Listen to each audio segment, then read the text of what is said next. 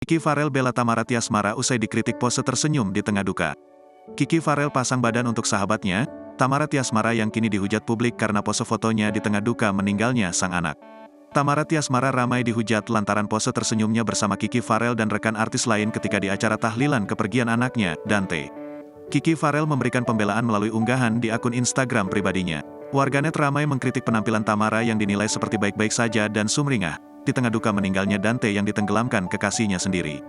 Kiki menyebut jika foto yang tersebar adalah hasil dari jepretan kameranya. Namun, foto yang diunggah oleh temannya itu sudah melewati proses edit sehingga wajah Tamara terlihat seperti memakai make up. "Ya, karena kami berusaha memberi keceriaan sesaat, makanya di foto ini terkesan ceria sekali. Dan ini kita sengaja foto, bukan candid," tulis Kiki Farel, tanggal 12 Februari tahun 2024.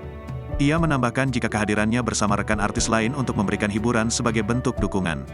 "Jadi kita sebagai teman hadir untuk support karena saya yakin banget setelah kita pulang ke rumah masing-masing pasti sang ibu pun tidak senyum seceria di foto," sambungnya. Kiki pun membantah banyak tudingan yang menyebut Tamara terlibat dalam peristiwa yang menewaskan Dante.